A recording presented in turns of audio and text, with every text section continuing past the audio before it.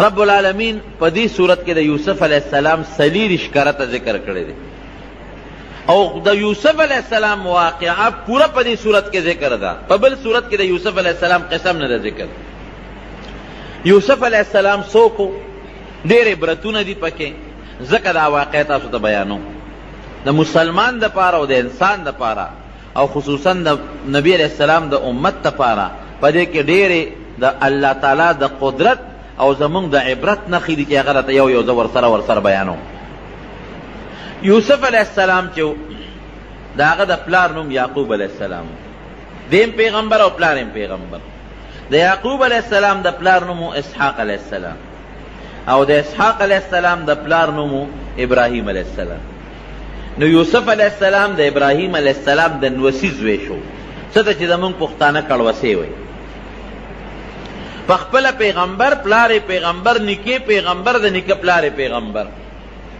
او یو ځل د پیغمبر علیہ السلام نه تپوس کیږي چې بهترین او کریم او عزتمند انسان څوک دی نو پیغمبر علیہ السلام ورته فرمایي الکریم ابن الکریم الکریم ابن الکریم ابن الکریم ابن الکریم یوسف ابن یعقوب ابن ابراہیم ابن اسحاق ابن ابراہیم عزتمند چې پلاریم عزتمند دی نیکیم عزتمند دی او د نیکه پلاریم عزتمند دی هغه څوک دی یوسف دی یوسف ابن یعقوب یوسف د یعقوب علیہ السلام زوی یعقوب د اسحاق علیہ السلام زوی او اسحاق د ابراهیم علیہ السلام زوی دا زوی دا هغه پلار دا هغه نیکه دا هغه د نیکه پلار د دې عزتمن خاندان د آدم علیہ السلام په بچو کې بل څوک نه تیر شوی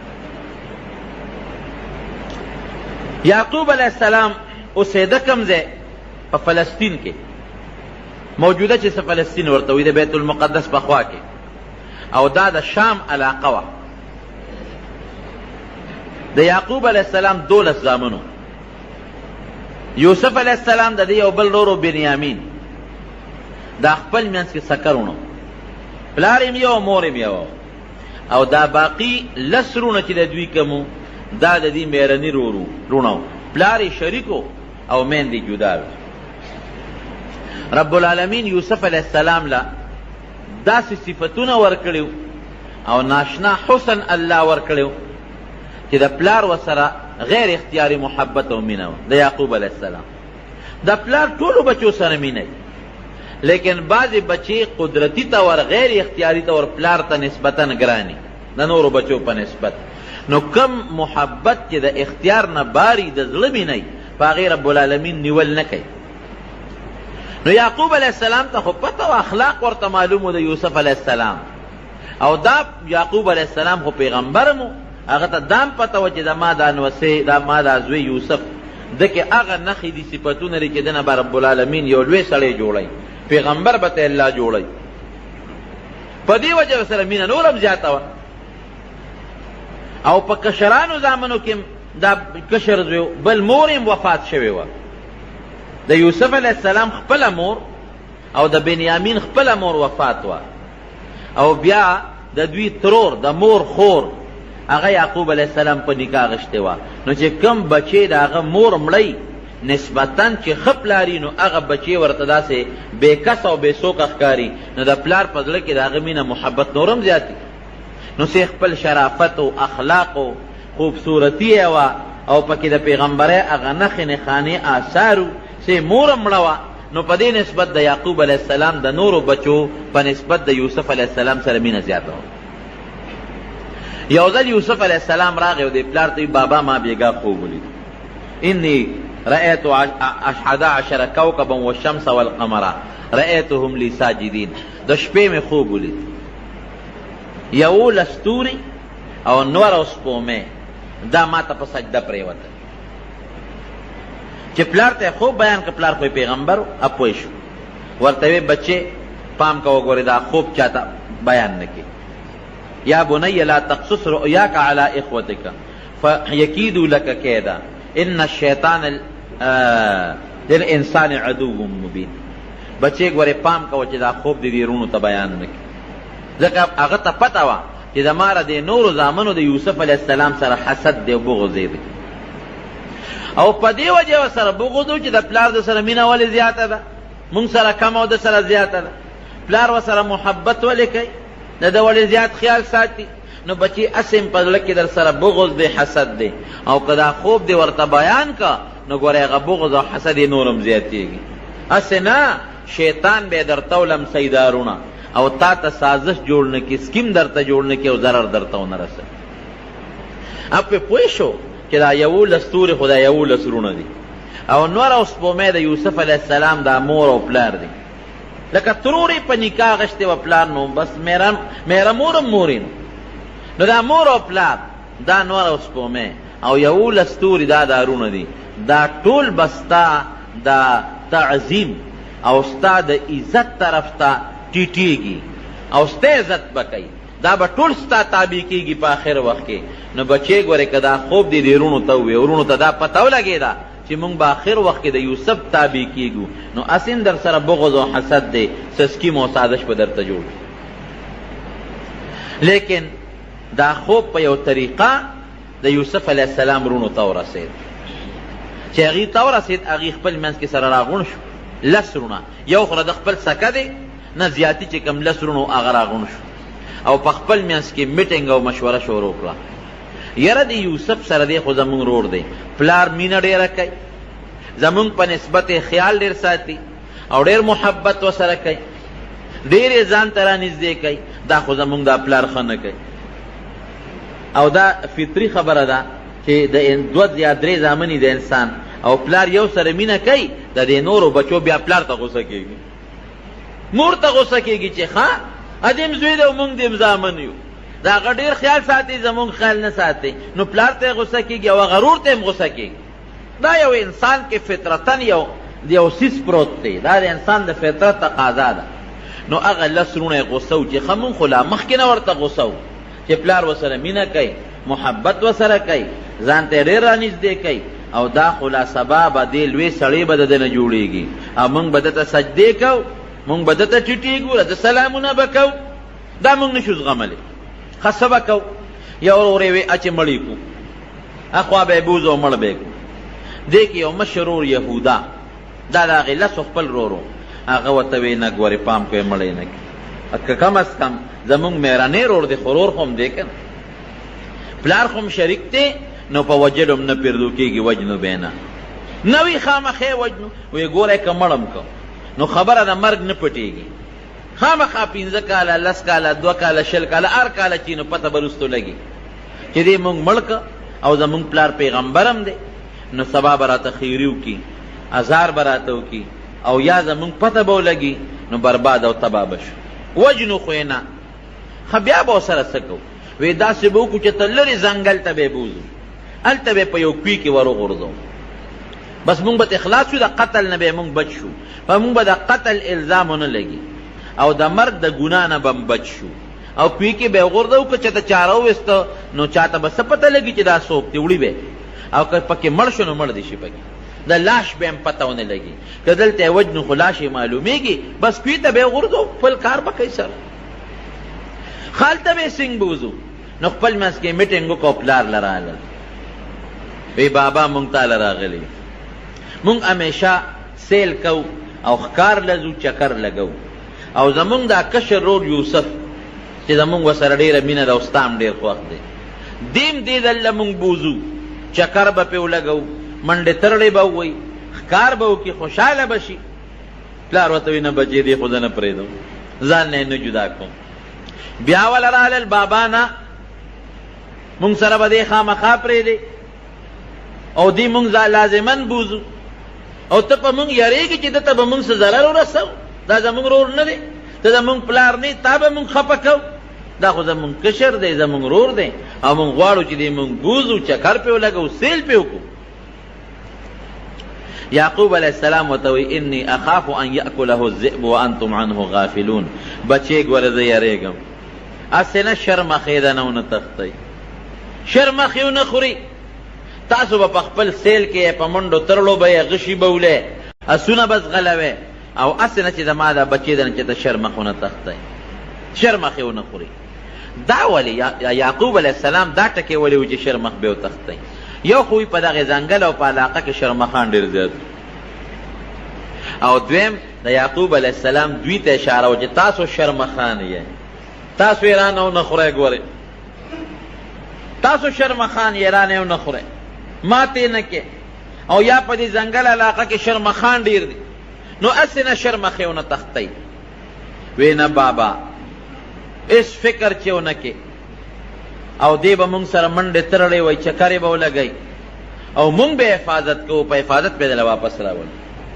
چې پلار یې پوره مجبور کړ، نو دی یې ځان سره واغېسته. دی د 12 یا د 14 کالو په دغه وخت کې یوسف علیه السلام ځان سره په مخه کړ. نو د پلار په مخ کې خو به کله په یو مخ کولو او کله به په بل مخ کولو، کله به اوچت که په غیږ کې به ونیوه، او کله به بیا په ځمکه باندې کېنه.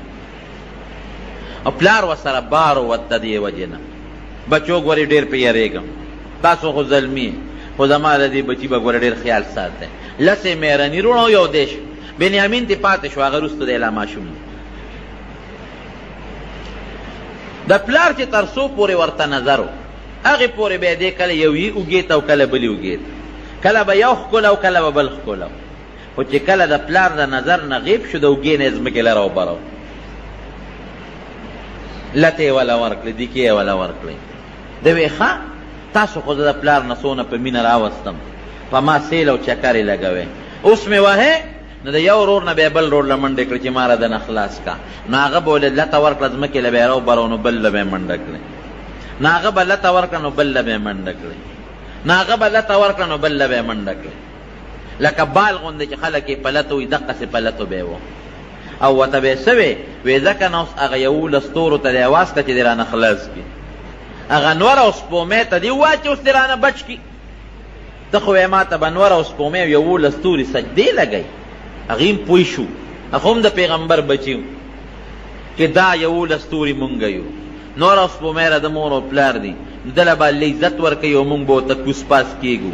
دا چې ته مونږ برداشت کوو. لته به یې ورکړه، وی شابه هغه 11 ستوري دې راوله چې دې رانه بچ کړي، ځکه نه هغه نور او سپومې دې راوله چې دې رانه خلاص کړي. دې غریب ورته جاړې او چغې ورته وایي. په دغه وهلو او ټکولو باندې یو لوی ځنګل ته بوت، او په هغه ځنګل په دې منځ کې یو شړک وي. قرآن حکیم کې ورته الله غیابات الجب وایي. غیابات، غیابه عربی کې هغه ځای ته وایي چې شړ او دشت او بیابان او تیاره ځای وي، داسې پټ ځنګل د تیارو ځای. او جب هغه کوي ته وایي چې هغه کچک وي، غاړه یې پخنې. نو داسې کوي چې هغه د تیارو نه ډکي، ډېر اوږد کوي. هغه غریزه علاقه وه، نو په هغې کې اوس هم په دې ممندو کې یا په دې نورو قبایلي علاقو کې تاسو که کویان وکتل، هغه ډېر زیات جوور وي. هغې کوي ته یې ورسو بوید، نو چې کوي له به یې غورځو، دیکه به یې ورکوله، نو دې به ور پورې کلک ونښته. ای ظالمانو ما څه ګناه کړې ده، ما در سره څه بد کړي دي، خوب خو ما لیدي دي، نو په قصد خو مې نه دي لیدي، دا خو ما ته الله پړه کې اچولی دي. لته به یې وله په دا خېټه کې ورکړه، زه شابه هغه ستورو ته دې اواز کړه چې اوس دې رانه خلاص کړي، هغه نور او سپومې ته دې اواز کړه چې دې رانه بچ کړي. نو دې به پورې نښتې او نه به جدا کېده. نو کمیس یې ته وویسته او لاسونه یې وله شاته وتړلې، خپې یې وله وتړلې، او اوچت یې که په درز باندې کوي ته وغورځو. دا رب العالمین په خپله دا واقع قرآن حکیم کې ذکر کړي چې کوي کې وغورځو. رب العالمین څه چلو روایاتو کې راځي چې جبریل علیه السلام ولا الله راولېږي چې دې سنګ وغورځو. جبریل علیه السلام کلک ونیو په کوي په دا میانس کې چې دې کاڼي ته یو بوته ونه رسېږي، او د کوي په دې ډټ کې په دې غاړه کې یو تیږه راوتې وه. جبریل علیه السلام اوچت واغېشت، هېڅ قسمه تکلیف ورته ونه رسېد، او په هغه تیږه باندې کېنه. او چونکې ردنه یې جامې ایستې وې، کمیس او پرتوب دواړه یې تیستې وو، د جنت نه یې ولې یو مزېدار او خشته ښکلې د ریخمو کمیس راوړی و، هغه کمیس یې ورته واچو. او ورته څه وایي؟ وی هېڅ فکر چې ونه کړي د رب العالمین د طرف نه، مونږ به تا د دې کوي نه وباسو، دا د الله حکم دی. او دا رونه د دوی دا سکیمونو باندې به تا مونږ خبره وو، دې رونو ته به پته لګي بیا دا واقع به مونږ په دوی باندې ښکاره کوو. یوسف علیه السلام بس په هغه کوی کې کېناست چې دا کوم مشر ورور یهودا دې لږ لسوان دی، دې به د دې نورو وروڼو نه پټ راته او څه ډوډۍ موډۍ به یې راوړله ورته به یې غورځوله، اواز به یې ورکړه، ډوډۍ به یې ور غورځوله، اوبه به یې وله راوړه یو لوښي کې هغه به یې ورته ور غورځوله. یو ورځ ورپسې راغی، په بله ورځ راغی، یو څو ورځې پرله پسې چې راغی چې څو ورځې تېرې شوې چې دی راغی اواز یې ورکړه یوسف، ولا اواز نه ورکړه، بیا اواز ورکړه یوسف، بیا ولا اواز ورنه. او بس وی معلومیږي دا چې زمونږ غرور په دې کیو کې چې ته مړ دی، مړ شوی دی. قدرت رب العالمین چې څوک بچ کوي د چا پلار ورته نقصان نشي رسول، دا زمونږ ایمان دی چې الله د انسان ملی او د الله امداد کوي، د دنیا یو طاقت هغه ته نقصان نشي رسول.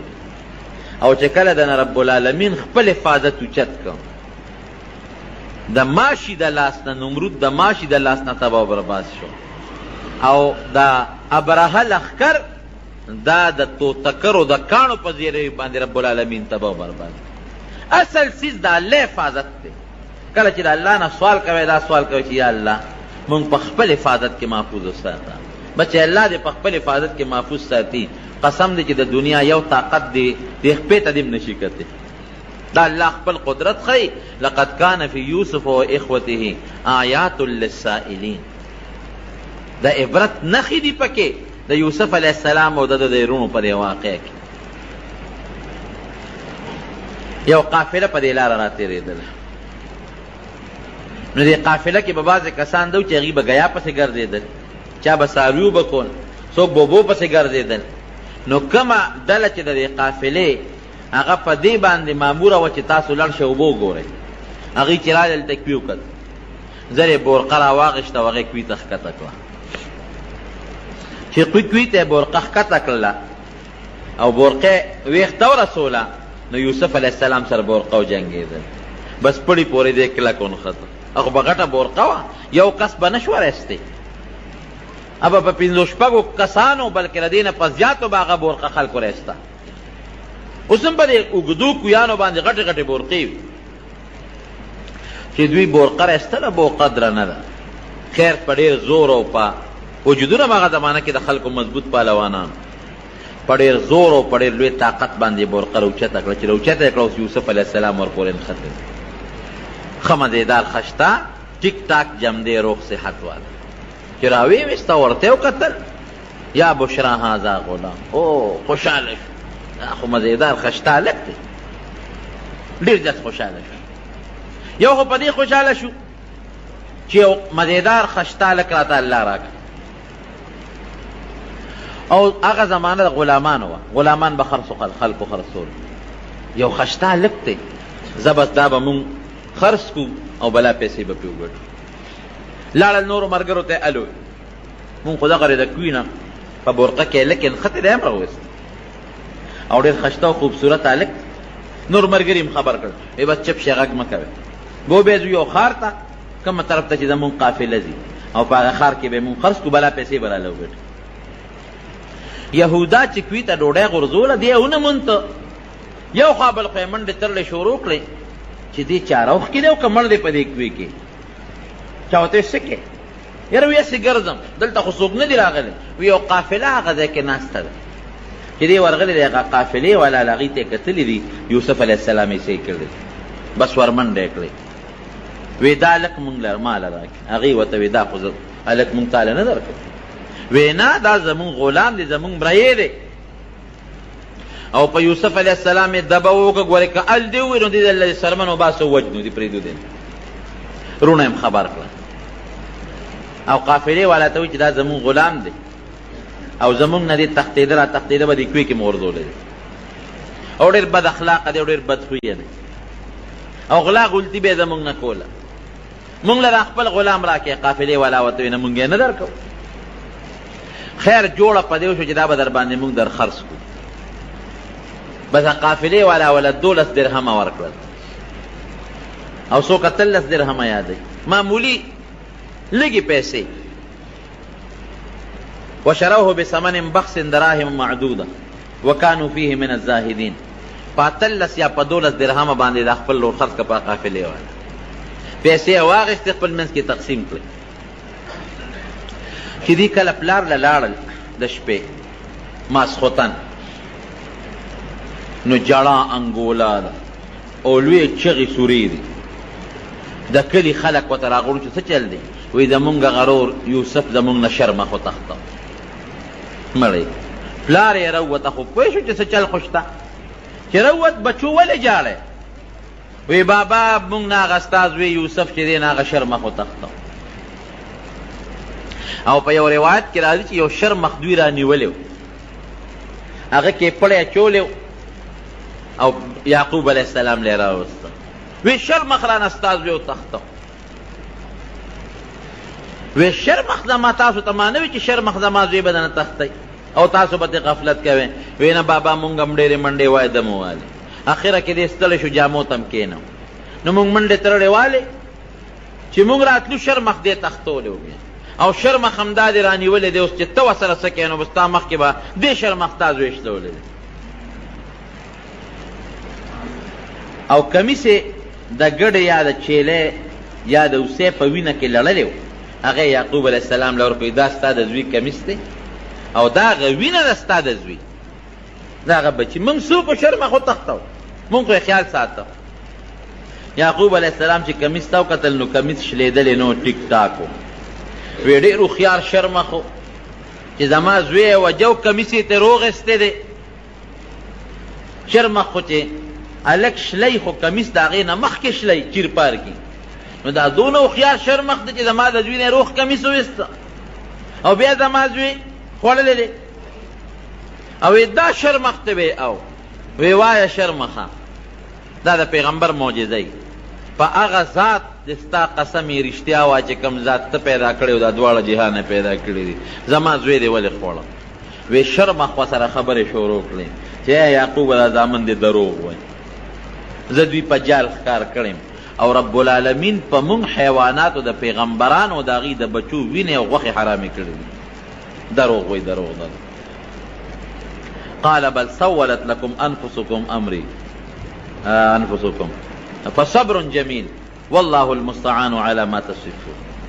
بس وی لدته یو خبره خشته کړې وه او زما زویم زمانه غیب کو، زه به صبر کوم او رب العالمین چې دی ابه ما سره په دې کې امداد کوي. یعقوب علیه السلام د خپل بچي پسې جړل، دومره د زوی پسې وجړل چې سترګې د جړا د وجې نه ړندې شوې. وابیضت عیناه وهو کظیم، زړې د غم د وجې نه او سترګې د جړا د وجې نه مکمل ړندې شوې، نظر یې لړ ختم شو. او هر وخت به الله ته جړل چې یا الله زما بچي یوسف خو ما سره میلاو. الله ورسره وعده کړې وه دې تنو چې ماله به د خپل بچی الله راولي، خو کله به راولي، یو کال پس، 2 کاله پس، 3 کاله پس، 10 کاله پس. او څه پته لګي چې زما په بچي به څه ژوند تېرېږي. د چا غلامۍ کې به ګډه چیلی به سره کم ځای به نور ته به سوري ته به هوا ته به یخنۍ ته به ګرمۍ ته به. دا خو ډېره ګرانه خبره ده. الله تعالی دې مسلمان د دې صدمې نه وساتي. قافلې والا یوسف علیه السلام بوته مصر ته، د مصر ښار ته. د مصر په ښار کې خرڅو نو چې خرڅو یې نو بولی پې شروع شوه. د ټولې دنیا چې څومره حسن رب العالمین په دې دنیا کې ایښودی دی د هغې حسن نیمه رب العالمین دله ورکړی و. نو چې نبی علیه السلام فرمایي چې رب العالمین د دې دنیا نیم حسن ورکړی دی به څونه خشته بل پکې خشته او صاف الله ایښودی و، خشته اخلاق پکې الله ایښودی. نو بولی پې شروع شوه. نو قیمت یې دې حد ته ورسېده چې یو سړي پکې یو سوداګر وی چې د ده دې به په تله کې واچو نو چې څومره سره زر د ده د وزن برابري په هغې ازاله دې حد ته قیمت ورسېد. په لاره باندې د مصر وزیر خزانه تېرېده، عزیز مصر، چې هغو قتل بولي شروع ده او خلک صفتونه هم کوي، تماشې هم خلک راغلي دي. هلکه وی څه چل دی؟ وی دا یو قافلې والا چې یو غلام راوستی دی خرڅی دی، دا دومره ګڼه ګوڼه دا ده څه ده؟ وی هغه ډېر زیات خشتا لږ دی ډېر خوبصورته دی او ډېر خو اوصافو والا دی، نو د هغه قیمت چا سره نه برابرېږي او بولي پې شروع ده چې عزیز مصر د مصر وزیر خزانه ورغې ورته یې وکتل قدرتي د ده مینه ورسره رب العالمین پیدا کړه. اوس الله څه کوي، د پیغمبر د غېږ نه الله کوي ته ورسو او د کوي د ویښ نه رب العالمین د بادشاهۍ دربار ته اوس رسوي. ګوره الله چې څه کوي د انسان په عقل کې نه تېرېږي. بهر کیف چې دی بادشاه ورته وکتل محبت پیدا شو، وی څونه ته بولي ورسېدله، وی دا مخامخ سوداګرې اخلي او دی وایي چې د دې په تله کې باچومو چې څومره سره زر د ده سره په تله کې په وزن کې برابرېږي په هغه یې اخلي. وزیر خزانه وی عزیز مصر، وی زه د دې نه پر زیات والم، وی په څو یې اخلي، وی چې دا مالک یې څومره غواړي په هغه یې ده، مو مانګي قیمت، ته چې څومره پیسې غواړې بس هغه وایي چې دا لږ د نه زوال. هغه وی ښه دومره د دې نه زیات سره زر او دومره دراهم او دنانیر، بس حکم یې وکړه هغه پیسې وله ورکړئ او یوسف علیه السلام یې ځان سره پاس باندې سور کو کور ته یې بوت. رب العالمین د بادشاهۍ دربار ته ورسېد. ښځې له یې بوته، د ښځې نوم یې زلیخه دی. وی ښځې او ماشوم مې راوست او ډېر خالق دی، ځان سره یې لویوه تربیت یې کوه، خو د دې عزیز د دې وزیر خزانه د مصر بچې نشته، نارینه اولاد یې نشته. وی داسې کار دی چې دا لږ ډېر ښه دی، مونږ ته په ده باندې الله تعالی ډېره فایده ورسوي. هغه دا دی چې مونږ به دې خرڅ کړو، ډېرې لویې پیسې به رالو کړي، او که د ښو اخلاقو خاوند و په بچیوالی په زویوالی به یې ده وساتو، یا به ځان سره بچي کړو، او که بچي نه نو خرڅ به یې کړو، نو مونږ ته به دومره فایده ورسوي چې زبردست تجارت کې به مونږ ته ډېره لویه ګټه به ورسوي. چې زلیخې ورته وکتل، د هغې ورسره مینه د دې خاوند په نسبت د هغې نه هم زیاته شوه. یاره سړي یې داسې به وکړو چې د تجارت دا نوم به تېره منځه وباسي، لوی به یې کړو، اسیم زما ستا زوی نشته، به دا زمونږ زوی شو. وی ډېره ښه ده ښځه. اخوا په یوسف علیه السلام په یعقوب علیه السلام په پلار یې غم تېرېږي، اخوا د بچو هغه د بغض او د حسد هغه دروازه الله کولاو کړه، هم په پلار معلومه شوه.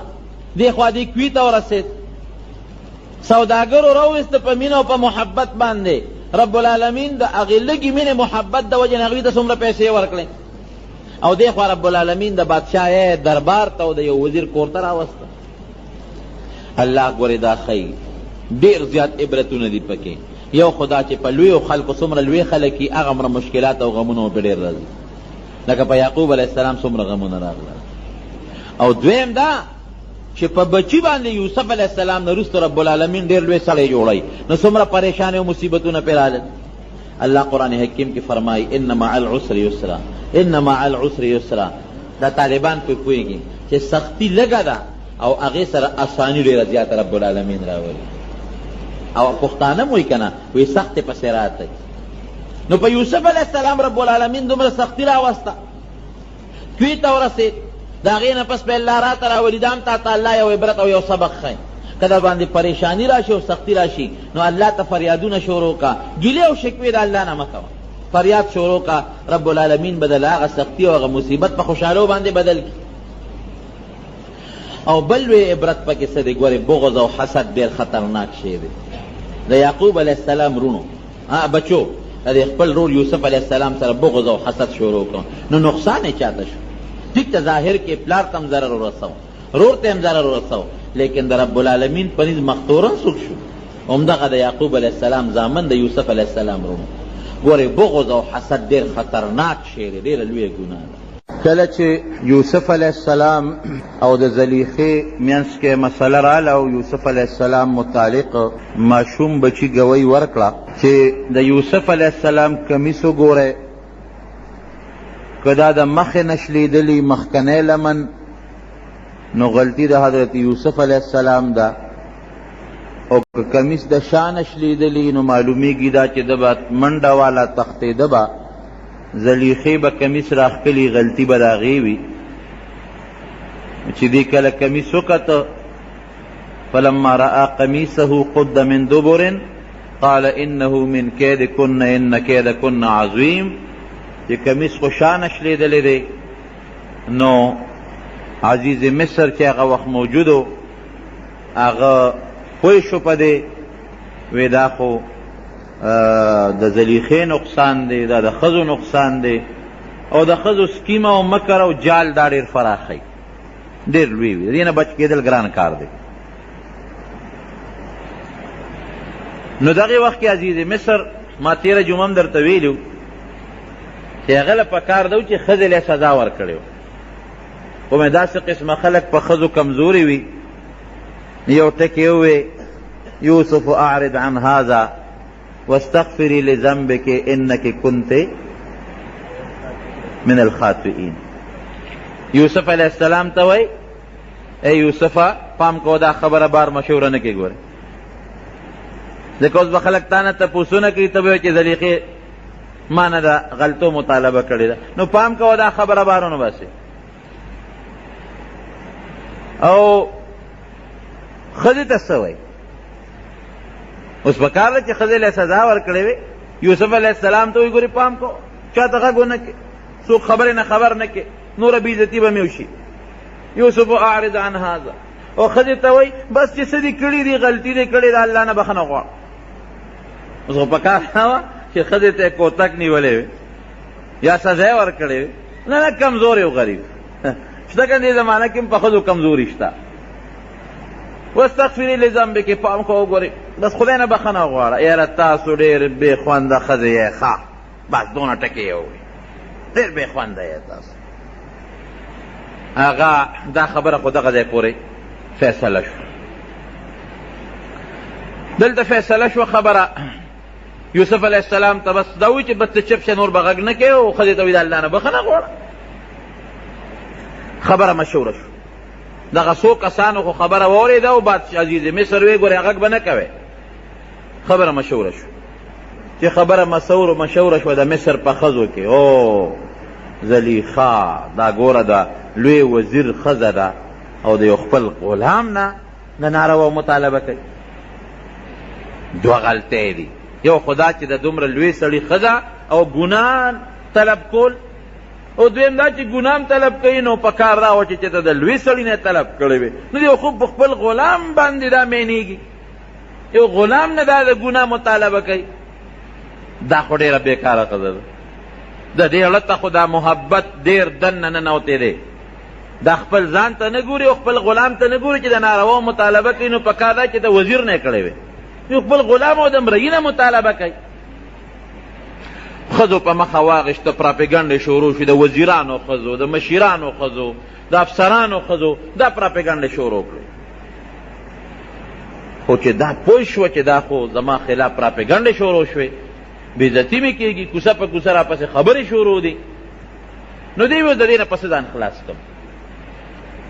دی یو دعوت وکړه او هغې کې قسم قسم میوې کېښودې، او د ټولو وزیرانو د غټو غټو افسرانو ښځو له دعوت ورکړه چې ټول راشي.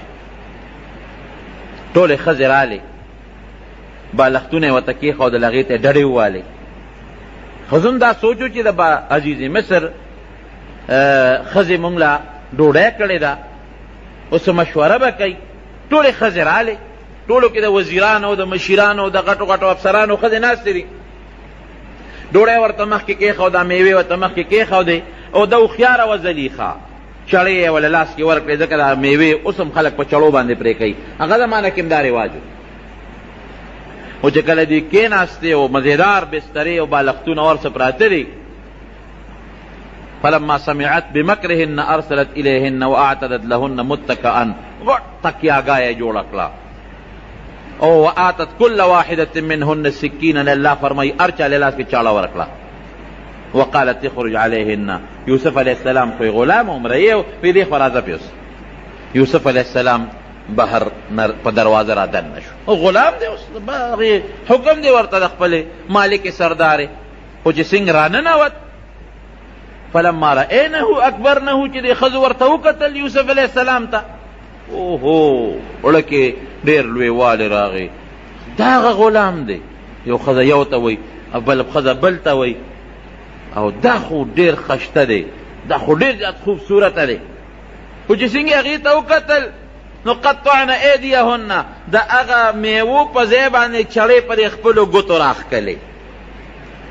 پوی نشوی چې دا مونږ میوه پرې کوو او که مونږ ګوتې پرې کوو. د یوسف علیه السلام هغه حسن پې داسې غالب شو، داسې چې بس په ځان پوی نه شو، د میوې په ځای ګوتې ځان له کټ کړلې او په لاسونو باندې ځان له لاسونه زخمي کړل او سرمنو نه وینې روانې شوې. حاش لله ما هذا بشرا، او الله خو ډېر لوی ذات دی، ډېر پاک دی. دا انسان نه دی، دا هلک دا فرشته ده او په فرشتو کې هم ډېره د عزت او ډېره مزیدار او ډېره خشته او خوبصورته فرشته ده، د انسان نشي کېدی. لاسونه یې بلکل پرې کړل، د هغه د حسن نه دونه متاثر شوی، د انسان نه داسې فرشته معلومېږي، مقربه فرشته او عزتمنده فرشته معلومېږي. زلیخه دغه ځای کې ډاډه شوه. تاسو زه ملامته کولم، ما خو لاسونه لا نه دي پرې کړي، تاسو خو ګوتې پرې کړې، ما باندې خو دومره اثر نه دی شوی، ما خو ورته انسان ویلی دی، تاسو خو فرشته ورته ووې. بس فورا زلیخه دغه وخت کې ډاډه شوه چې د ښځو هغه خبرې دې سره ختمې شوې. ښځو تسلیم کړله چې زلیخې تا اوسه پورې لاس نه دي پرې کړی، که ستا په ځای مونږ دا دې لاسونه پرې کړل، تا خو ته یو ځل چاته مطالبه وکړه، ستا په ځای که مونږ وې دی به مونږ نه کوم ځای کې بچ پاتې شوی وې. نو دا هغه ځای کې څه وایي؟ دا هغه ځای کې دې اعلان وکړو چې انا راودته عن نفسه فاستعصم، ما ته مطالبه کړې ده، بالکل ما ته مطالبه او طلب کړی دی. ډاډه شوه چې زه مجبور یم او ځان یې رانه بچ که. ولئن لم یفعل ما آمره لیسجنن ولیکونن من الخاسرین. که زما دا خبره او نه منله چې دا ما ته کومه مطالبه کړې ده، دا به خامخا یوسف علیه السلام زید سر ته رسوي، او که ویې نه منله نو جیل کې به یې چوم او په جیل کې به لکه د ذلیلانو غوندې او تاوانیانو غوندې زندګي تېروي. نه پرېږدم جیل ته به ځي، پرېږدم یې نه. او زمونږ دا طالبان دلته کې سوال کوي چې دا د جیل خبره یې څنګه وکړله؟ داسې په کار وه لکه یو سړی وایي که نه، که د ما خبره یې ونه منله نو مړ به یې کړم، که د ما خبره یې ونه منله نو زخمی به یې کړم، او به یې وام، سزا به وله ورکړم، دورې به ورکړم، کوړې به ورکړم. دې وخت کې دا نه وایي چې مړ کوم یا دورې ورکوم یا سزا به ورکوم، نه، که د ما خبره یې ونه منله جیل ته به یې لېږم. وی زه جیل ته لېږل خو به یې بیا راوباسي که نه، خو یې معشوق و که نه، جیل ته لېږل خو نو دی پړه نه راتله چې زه ده ووایم چې دله به سزا ورکړم یا زه به یې مړ کړم. په مرګ یوسف علیه السلام کوم ځای پیرزو کېده، یا سزا او دورې والا کوم ځای ورکوي، د هغې د خولې نه دورې لفظ وتل کوم ځای کېږي، جیل ته به ولېږم، معمولي غوندې سزا والا ورکوم. بیا هم دا خبره داسې وکړه، زه خو جیل کې به له شل ورځې تېرې کړي، خو زما د اختیاره به بیا به سبا راوباسم. ښځو بیا ورته مجبوره، بلکل تا چې څه کړي دي ښه دي کړي. یوسف علیه السلام دغلته څه وایي؟ ربی السجن احب الی مما یدعوننی الیه. یا الله جیل ماله د دې ګناه نه بهتر دی، جیل مې خوښ. که ته ما جیل ته لېږې بلکل تیار تابعدار، خو دا ګناه خو تصور زمانه نه کېږي، سوال نه پیدا کېږي چې زه دې ګناه وکړم، بلکل قطعا نه کېږي. جیل مې خوښ دی، الله ما ته جیل د دې ګناه نه خوښ دی. والا تصرف عني کیدهن اصب الیهن واکن من الجاهلین. خو الله د ګناه نه مې ګوره ته ساتې، ګوره د ګناه نه ساتندون کې څوک دی؟ رب العالمین. الله نه به سوال کوي چې ما د ګناه نه وساته. ګنې شیطان درته دا ګناه داسې خشته کي چې سړی په ځان ورته بیا نه پوهېږي. پردی مال هره ګناه چې وي، نبی علیه السلام فرمایي دا شیطان سړي ته دا ګناه خشته کی، مزینه کی، ډوله کی، او چې کوم عذاب د الله را طرف نه په ګناه مقرر دی، هغه عذاب د انسان د ذهن نه وباسي، دی بیا خامخا ګناه کوي. یا الله که د دې ښځو د مکر نه دې ونه ساتلم، ګورې زه به د ډېرو ناپوهیو نه شم. یا الله ما به د دې د مکر نه ساتې، جیل لاله بهتر دی.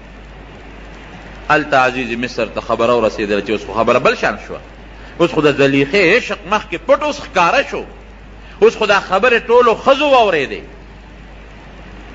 اوس به د سره څه کوو؟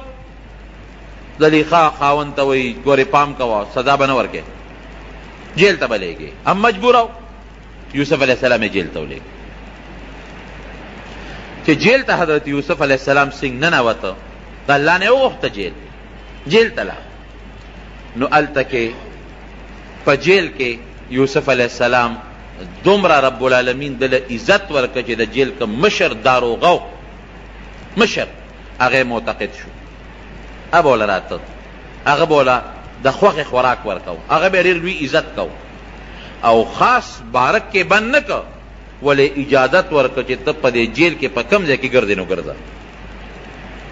او ممکن ده زما اړه کې دا یو ټکې راځي چې ممکن ده دا د بادشاهانو د وزیرانو د ښځو نه خو دا افسران مجبوروي، ممکن ده زلیخې به ورته ویلي چې ګوره جیل ته مې در لېږلي دي خو ګزاره ورسره کوه، ولې محبت او مینه خو یې ورسره وکړه، په دومره سختو خو یې پرزوم نو جیل کې ورته مکمل اجازت و، خلک به راتلل ورسره به میلاوېدل، تپوسونه به ترې خلکو کول، حسن هم ډېر زیات و، او چې کوم انسان خشتۍ ښکلې وي د انسان ورسره قدرتي طور مینه هم پیدا کېږي. نبی کریم صلی الله علیه وسلم فرمایي کله چې زه معراج ته وختم نو ما د پیغمبرانو سره ملاقات وشو، یوسف علیه السلام مې ولیده، وایي چې ما ورته وکتل نو د دې ټولو دنیا د خلکو نیم حسن رب العالمین یوسف علیه السلام له ورکړی. پیغمبر علیه السلام فرمایي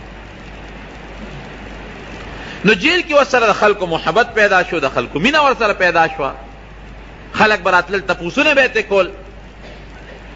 2 کسانو جناب، او ده به په جیل کې څه کول، د ده ډیوټي څه وه، ده به د مریضانو تپوس کو، او چې کوم جیلیان و هغوی له به د صبر تلقین ورکو، خیر دی صبر وکړې، ګوره ما باندې الله تعالی داسې امتحانونه راوستل چې دوی ته الله وغورځولم، الله راوویستم. بیا را باندې بل امتحان راغی د عزیز مصر په کور کې د ګناه، هغې نه الله وساتلم. اوس را باندې د امتحان راغی، نه مې څه غلطي کړې ده، نه مې ګناه کړې ده، نه مې مرګ کړی دی، نه مې لاره شکولې ده، او جیل ته راغلی. خیر دی صبر کوئ، الله به مې امداد وکړي، د جیل نه به مو بس.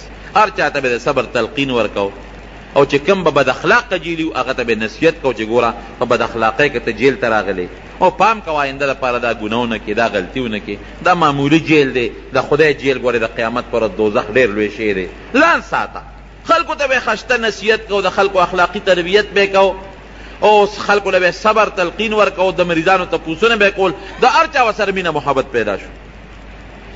چې دی جیل ته ننوتېده نو 2 هلکان ورسره جیل ته ننوتل. قرآن حکیم کې الله فرمایي ودخل معه السجن فتیان، 2 هلکان. هغه 2 هلکان څوک وو؟ یو د بادشاه، کوم چې لوی بادشاه، د عزیز خو وزیرو، کوم چې لوی بادشاه دا هغه ریان نومو، ریان. هغه بادشاه د موجوده فرعون چې کوم و د موسی علیه السلام زمانه کې چې کوم فرعون و، د دې فرعون نیکو، د دغه فرعون نوم چې کوم د موسی علیه السلام په زمانه کې دریاب کې غرق شو، د هغه نوم ولید و، د هغه د پلار نوم مصعب و، او د مصعب د پلار نوم ریان و. دا هغه ریان و دا چې کوم د یوسف علیه السلام په زمانه کې دا فرعون وی. فرعون د مصر د هر بادشاه یو لقب و. نو د هغې بادشاه یو ساقي و شراب به یې پسکل، او یو خاص ډوډۍ والا و. اوس هم د دې بادشاهانو مخصوص کسانی چې په هغوی باندې پوره اعتمادي، ولې زهر مهر ورته وانه چي، خراب شي پې ونه خوري. نو د یمن د بادشاه سره د دې بادشاه روانه و جګړه وه.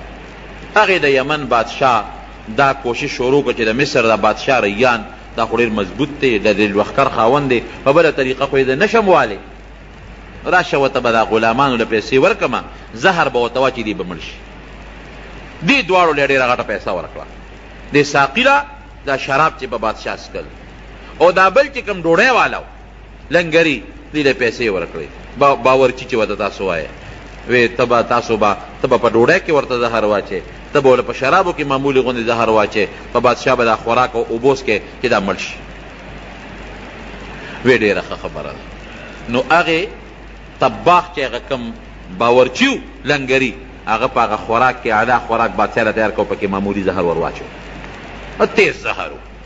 او چې کوم شراب والا و هغه په شرابو کې ورته زهر ګډ کړل چې ته به ډوډۍ ورکړې، زه به شراب ورکړم، دا به اوس کې مړ به شي، او پیسې یې د هغه یمن د بادشاه نه اخیستې وې.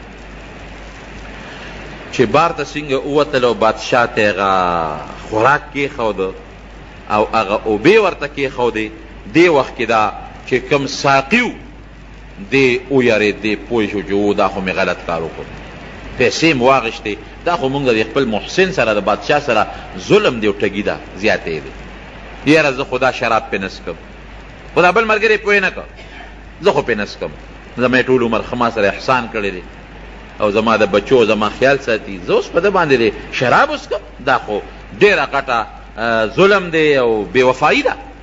نه هغه خو هغه شرابو چې کوم کې زهر اچولو هغه خو یې توی کړل او پاک سوچه شراب یې راوړل، پاک سوچه. او دې بل ته خو پته نه وه د ډوډۍ کې خو زهر اچولو، انا مقبوردار و چې هغه ډوډۍ کېښود او د شراب لاس کې نیولي دي او بادشاه نوړی ته ګوتې کړې، نو دا چې کوم شراب واله د پې بیا ویرېده. بادشاه سلامت یو خبره کوم دا ډوډۍ مه خوره. ولې هلکه دې کې زهر اچولې شوي دې سړي پکې زهر اچولې، پیسې یې اخیستې دي د یمن د بادشاه نه. ډوډۍ والا خو وایي چې دم زهر اچولې دي. وی بادشاه سلامت دروغ وایي، دا اوبه مسکه دا شراب دې کې د زهر اچولې دي، خو دواړو په شریکه زهر اچولو. خو ساقي چې دی اوبه والا خو هغه شراب توی کړل نور یې راوړل، ده پکې زهر اچولې. پام کوه چې دا ونسکې. بس بادشاه هغه ډوډۍ هم سنبال کړه، هغه اوبې هم سنبال هغه شراب. او حکم یې وکړو دا دواړه جیل ته ولېږې، د دې تحقیق کوو. یو وی دا چولې دي بل وی دا چولې دي، ای تحقیق کوو. نو چې کوم ګناهګار ثابت شو هغه له به سزا ورکو، او چې کوم بې ګناه ثابت شو هغه به بری. دا دواړه لکانو ته اتکړی واچولې او چې څنګه یوسف علیه السلام جیل ته ننوځي دیم ورسره جیل ته لاړ. بادشاه تحقیق شروع کړ چې غلطي د چا ده. اوس که ډوډۍ والا په ډوډۍ کې زهر میلو کړي نو ګناه ده شوه، او که شراب والا په شرابو کې زهر میلو کړي ګناه ده هغه شوه، او که دواړو میلو کړي دواړو ګناه شوه. اوس د هغې خو دلته تحقیق شروع شو. هلته کې دا دواړه چې یوسف علیه السلام سره جیل ته لاړل، نو دې دوو کې مفسرین لیکي څوک وایي دواړو لیدي خوب، څوک وایي نه دی یو کس خوب لیدی چې دا کم ساقي دی راغی یوسف علیه السلام ته، ای یوسف علیه السلام یو خوب لیدی دی. دواړه ورته کېناستل. موږ داسې خبره چې ویو چې ته د خوبونو تعبیر ماهر هم او ته ښه انسان هم ته مهرباني وکړه موږ له د خوب تعبیر راکړه. څه خوب دی لیدی دی؟ دا چې کوم ساقي دی دی ورته وایي چې ما دا خوب ولیده چې زه د بادشاه مخکې ولاړ یم او د انګورو نه وله اوبه وباسم. انی ارا فی المنام انی اعصر خمرا، زه د انګورو نه اوبه وباسم او د هغې نه شراب جوړوم او په بادشاه څکم. دا خوب وینم. ابل وایي چې زه ځان وینم احمل فوق رأسي خبزا تاکل الطیر من، زه دا خوب اینم چې د ما د سر د پاسه د ډوډو یو لوی خانک پروت دی د ډوډو، او مارغان راځي د هغې خانک نه ډوډۍ اوچتوي او تښتوي. موږ له د دې خوب تعبیر راکړي. وی چې دا ساقي خوب په رښتیا لیدی او د بل خوب په دروغه لید، دروغه خوب یې ځانه جوړ کړی دی، خوب یې لیدی نه دی. د دې تعبیر راله راکړه. یوسف علیه السلام ورته وایي چې دا خو ډېر اسان تعبیر دی. وی ته چې یې ساقي ستا د خوب تعبیر دا چې ته به خلاصېږې او بیا به د بادشاه مخکې ولاړ او شراب به پسکې، ځکه تا په خپله خوب داسې ولید چې زه انګور نه چوړوم د هغې نه شراب جوړوم په بادشاه څکم، نو بس ته به واپس بری کېږې او هغې انګورو نه به اوبه وباسې او په بادشاه به څکې. او دې بل ته وایي چې تا ځان ولیده چې ستا په سر ډوډۍ پرتې دي او مارغان راځي د هغې نه ډوډۍ تښتوي، خوراک تښتوي، نو ته به سزا کېږې او په سولی کېږې به، او ستا وجود چې دی هغه به هلته په سولی باندې اویزان دي، مارغان به راځي او ستا د سر نه به غوښې تښتوي او مړ به پروت دی. هغه څه وایي هغه هلکه نه یاره وایي ما خو دروغ وایي، ما خو خوب نه دی لیدی. دی بل خو ما لیدی دی، هغه لیدی ما دروغ وایي، ما خوب نه دی لیدی، خطا شوې. یوسف علیه السلام ورته وایي چې که خوب دی لیدی دی او که نه دی لیدی، خو چې کوم تعبیر مې وویست همدقسې به د الله فیصله کېږي، خوښه دې خپله ده. زمونږ علما دلته لیکي چې دروغ خوب به چرتم نه بیانوي، دروغ به نه جوړوي. او کم انسان چې دروغ خوب جوړ کو په دروغه د قیامت په ورځ به رب العالمین دله په لاس کې دوه اوربشې ورکړي، دوه اوربشې، او دته به وایي شابه دا اوربشې یو بل سره غوټه کا. نو اوربشې څوک دوه یو بل سره غوټه کولی شي؟ اوربشو له به څنګه غوټه ورکړي؟ د غنم دانې دواړه یو بل سره څوک غوټه کولی شي؟ او فرشته به ولاړی ابه وایي شابه غوټه کا دی غوټه ورکول نه شي، او تر څو چې دی نه شي ورکولی فرشته به ورله سزا ورکوي وهي به. دا ډېره خطرناکه ګناه ده. نبی علیہ السلام دې ته په دروغو کې خطرناک دروغ ویلي دي چې څوک د ځانه خوب جوړوي. ولې؟ ځکه دا خوب د دې انسان د دماغ او زړه ته الله راچوي. خوب څوک راچوي؟ ښه خوب الله. نو تا دا زه تا ته وایم چې دا خوب مالی دی، څه مطلب چې دا الله د ماړه ته یو خبره راچولې ده او الله نی راچولې. الله ستاړه ته خبره نی راچولې ته وایي چې الله د ماړه ته خبره، نو په الله رې دروغ ووایې که دروغ خوب خدا مطلب ما خوب ولي، نو خوب خدا ته الله پړه کې راچي او الله نی راچولې. ته وایې خوب مې خو الله راته پړه کې خبره راواچوله، نو چې الله نی راچولې او تا په الله دروغ وایې، دا ډېر خطرناک دروغ دی که نه ځان ساتئ. دویم دا چې خوب دی ولید نو هغه چاته به خوب بیانې چې هغه دو صفته لري، یو د خوب په تعبیر پیږي، دویم تا سره همدردي وي. ګورئ ولې که د خوب په تعبیر نه پوهېږي او هغه ته د خوب بیان که نو غلط تعبیر به وباسي، همغسې به کېږي بیا. او که یو سړي سره د همدردي نه وي در باندې زړه نه خفه کېږي او هغه ته د خوب بیان که اب هم دله غلط تعبیر وباسي، نو بیا به همغسې کېږي، هغسې به ولې کېږي. یو حدیث کې راځي، حدیث قدسی دی، انا عند ظن عبدی بی، نبی علیہ السلام فرمایي چې الله وایي چې په ما باندې بنده څنګه ګمان کوي زه همقسې یم. نو تا خوب ولیده مثلا او د هغې خوب درته ما تعبیر بیان که، غلط می بیان که، یا تا خوب نه دی لیدی او ما تعبیر در که، نو ستاړه کې به هغه سودا راشي چې دا کار جوړ داسې کېږي. په الله دې هغه ګمان پیدا شو چې دا کار به داسې کېږي، نو چې په الله دې کوم ګمان پیدا شو الله به همغسې در سره کوي. پام کوئ د خوب متعلق چې خوب د ځانه جوړ نه کوي ګناه ده، او که خوب هم ولیده نو هغه چاته به بیانوي چې کوم تاله ښه تعبیر وباسي پوهېږي او د سره همدردي وي چې مزېدار تعبیر درته درکړي. او بل درته ووایم که چا خوب ولید د یارې خوب، درې قسمه خوب دی. یو هغه خوب چې د الله را طرف نه دی، هغه عموما سار وخت کې سړی ویني. یو هغه خوب چې هغه د شیطان د طرف نه دی، شیطان د یارې خوبونه په دې اړه کې راولي. او دریم هغه خوبونه دی چې یو سړی د ورځې څه کوي نو هغه په خوب کې ویني. لکه مثلا یو کلندر دی او خوب یې وي پېښور له باروبار خوب ویني، یا مثلا یو ترکان دی هغه په خوب کې ترکانی ویني، یا مثلا یو دکاندار دی هغه په خوب کې دکان کې ناست دی او روجي غوړي تلي. دا دریم دا هغه دی چې د په دماغو کې دروازې کوم شی ناست دی نو خوب کې د شپې هغه وویني، دې له خو هېڅ حقیقت نشته. بل هغه چې شیطان ورته په زړه کې کومه خبره د یارې خوبونه او د هیبت خوبونه ور واچوي، دې له هم څه حقیقت نشته. دریم هغه خوب دی چې رب العالمین رحماني خوب په زړه کې ورته ښه سوچونه راواچوي. نو اوس که یو انسان غلط خوب ولیده، بالکل خطرناک او غلط خوب، نو یریږي به نه. پیغمبر علیه السلام یې موږ ته یو دم ښولی دی، هغه دم چې د استعمال کو اسم نشته، بالکل چې ونه یریږي. خطرناک خوب، د یارې خوب، د هیبت خوب. داسې چل به وکړي چې اعوذ بالله من الشیطان الرجیم به ووایې او ګس طرف ته به لاړې وتوږي، بیا به ووایې بیا به ګس طرف ته لاړې وتوږي، بیا به ووایې بیا به ګس طرف ته لاړې وتوږي. بس د خوب اثر به ختم شي. هر قسمه خطرناک او د هیبت خوب که تعالی دي د هغې هېڅ اثر به ني. او که هغه وخت کې د یاد ني سار را پاسېدې دا عمل وکړه، او که سار دې یاد نو هر کله چې دا خوب درته را مخکې شو هر کله نو بس یو ځل دا عمل وکړه چې درې ځله ګس طرف ته اعوذ بالله ویل او ورسره لاړې توکل. که جومات کې د جومات نه بار وځه نو اعوذ بالله ووایه درې ځله او هر یو ځل سره ګس طرف ته لاړې وتوکه، د دې خوب به هېڅ قسمه غلط اثر نه دی، دم شو. بس دا تجربه ده. او که مزیدار او خشته خوب دی ولیده، نبی علیہ السلام دی په خوب کې ولید، الله دی په خوب کې ولید، یو نیک سړی دی په خوب کې ولید، مونځ دی ولید، هر قسمه نیکي، نو د الله تعالی حمد ادا کوئ الحمدلله. او راشه یو 2 رکعاته نفل وکړه، لږه صدقه ورکړه، بیا برته رب العالمین د دې نه نورم خشته او مزیدار خوبونه ښیي. خو دروغ خوب جوړول دا ډېره غټه ګناه ده. به هر کیف هغه یو خو وی چې ما دروغ ویلي وي، زه اوس چې څه شوي دی هغه شوي دی او چې څه دی به کېږي. بادشاه هلته کې تحقیق وکړو، چې تحقیق یې وکړو، هغه خو آسان کار و، هغه زمانه کې خو لیباټرۍ نه وې، هغه خوراک یې راواغېسته او هغه په یو حیوان باندې وخوړه، چې څنګه یې وخوړه هغه مړ شو. پته ولګېده چې خوراک کې زهر و. هغه اوبې راواغېستې، هغه بل یو حیوان ته کېښودې، هغې حیوان هغه شراب وڅښل، هېڅ یې ورته ونه وې.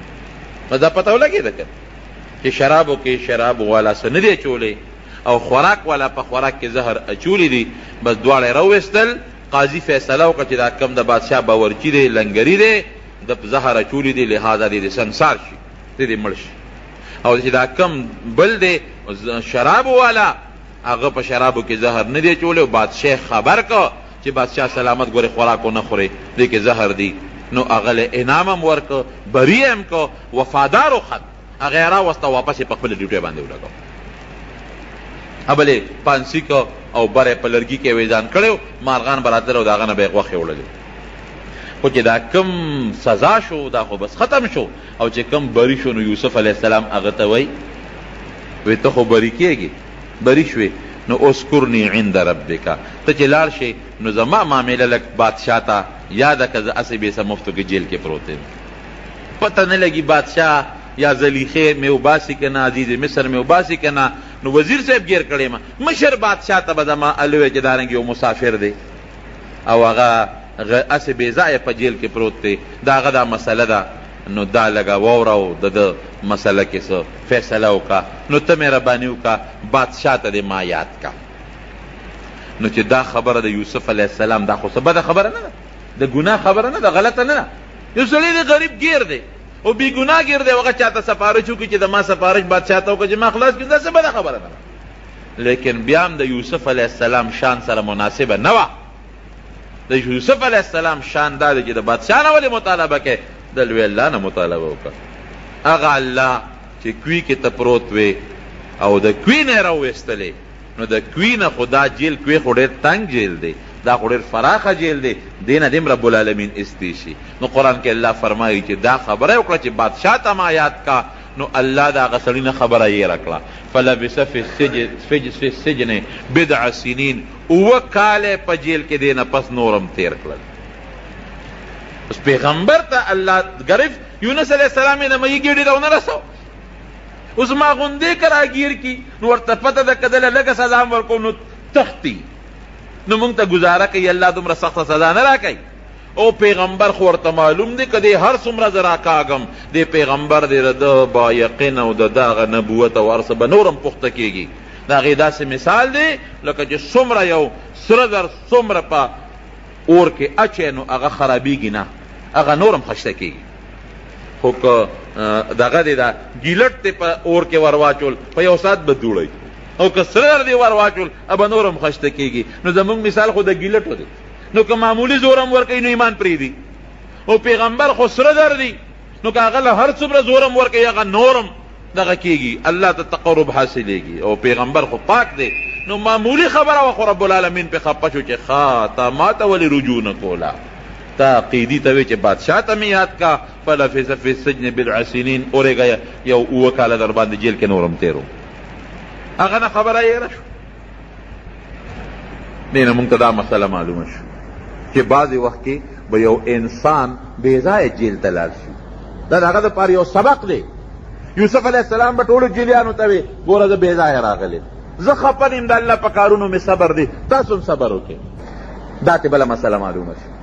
بهر کیف بادشاه، لوی بادشاه چې دی خوب ولید، مشر بادشاه چې خوب یې ولیده، خوب داسې و چې یو غټ دریاب دی، هغه دریاب اوچ، د هغې دریاب نه 7 غواګانې راووتې، سربې مضبوطې غواګانې، ورپسې 7 ټپې ټیپې بېکاره چې تشه ډوکي داسې غواګانې راووتې. خو چې راووتې نو د 7 غواګانو دا سربې غواګانې وخوړې.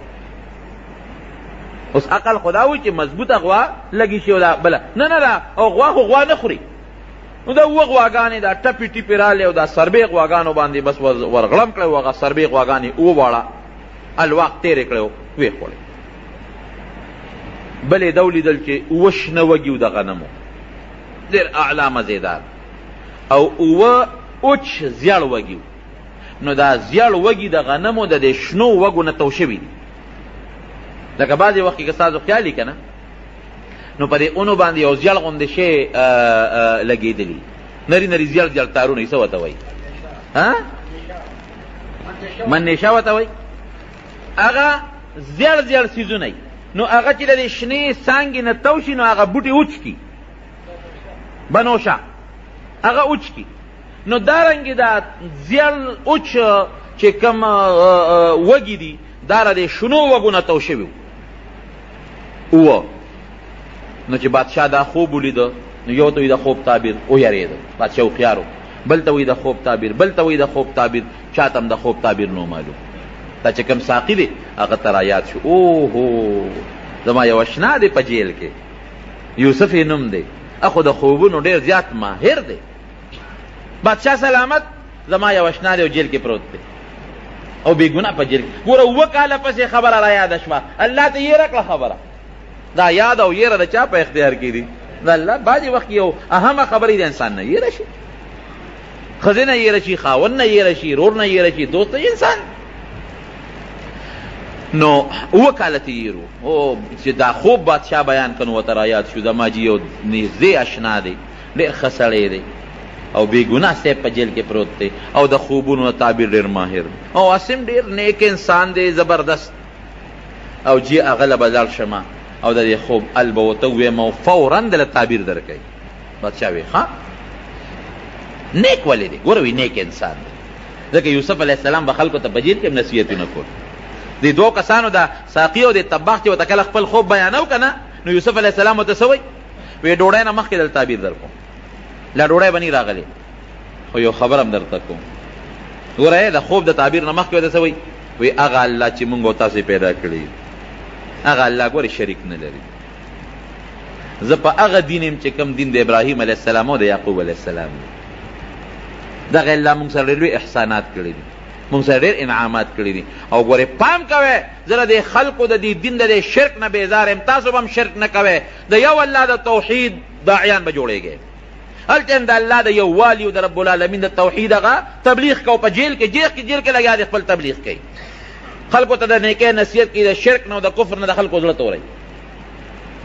نو دی وی بادشاه ته چې ډېر نیک سړی دی، ډېر ښه سړی دی، ورته پته وه زم جي د هغه نه دله تعبیر وباسم. لړ شه راغی یوسف علیه السلام ته، ای زما یوسف وروره، ای دوسته، زه خو راغلی ما او یو خوب زمونږ بادشاه لیدی دی او د هغه خوب تعبیر ورته وباسه. او جي که تعبیر دی ورته وویسته که نه نو بادشاه ته به پته ولګي، نو تا به فورا را خلاص کي.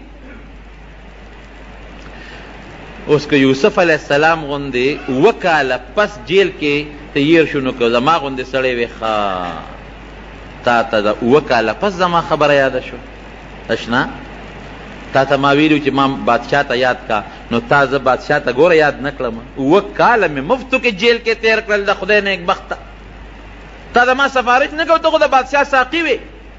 لیکن یوسف علیه السلام ته خو پته ولګی چې اسیم خو کار شوی دی، اړو ملامت یې نه کو، عفو یې ورته وکړه. دی ورته اړو نه وي چې نیک بخته 7 کاله پس رالی، دی ورته اړو نه وي چې تا ګوره بادشاه ته دا اړو یاد نه کړم، دی ورته اړو نه وي چې ستا اړو د خوب اړو جواب نه کومه، پرې چې غرق او تباه شی. ولې که یوسف علیه السلام په تعبیر دوی پوی نه کي نو حقات راځي او ټول ملک تباه کېږي. اوس که بل سړی وي نو وی به چې پرې چې تباه شی، زه مسې جیل کې واچولو نه کوم د خوب تعبیر درته، شرطونه به یې پې لګول چې ما خلاص کړې د هغې نه پس به د خوب تعبیر کوم، نه هېڅ شرط یې پې ونه لګاو، اړو ملامت یې نه که.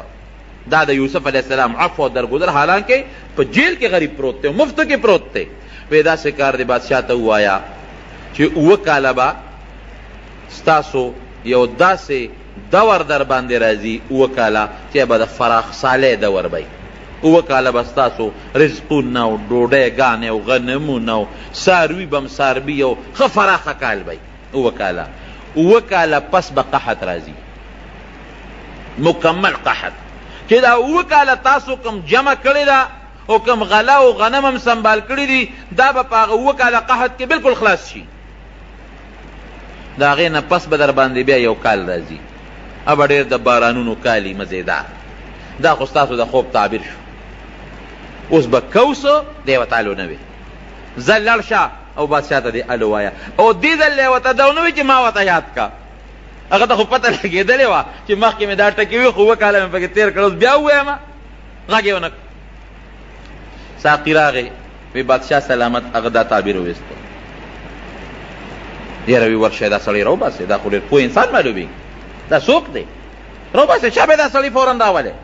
دنه زه اوس معلومات کوم چې دې سره به کو څه د اووه کاله چې قات راځي په مونږ باندې نو د اووه کاله غله چې مونږ وکړو نو دا غله خو هر کال غلغلک پیدا کېږي خلک یې خوري نو ټیک ده که ډېر فراخه کالم دی نو غله خو نه ټینګېږي چې اووه کاله مونږ بیا په سټورونو کې ساتو هغه زمانه کې دا سټورونه هم نو دا به اووه کاله په مونږ قات راځي دا به څه کوو ته ورشه دا لک راول دی ورپسې په اس باندې سور شو جیل ته ورځ غلید مبارک شه یوسف ولې بادشاہ د جیل نه وباسي او داروغه ته اعلان وکړ چې یوسف علیه السلام ډېر په عزت باندې راوباسه او فوراً یې بری کا او ما ته حاضر کا وی بادشاہ سلامت را لېږلی ما او داروغه ته اعلان هم دی ته بری شوې راځه بادشاہ دې غواړي بادشاہ ته مخامخ اوس ودرېږې نو ستا د علم اظهار په بادشاہ راغلی دی تا له ډېر لوی مقام و مرتبه درکوي یوسف علیه السلام ورته څه وایي نه نه جیل نه نوځي او تا چې وی چې ما بادشاہ ته یاد کا او جیل نه نوځي وی نه که نه جیل نه نوځم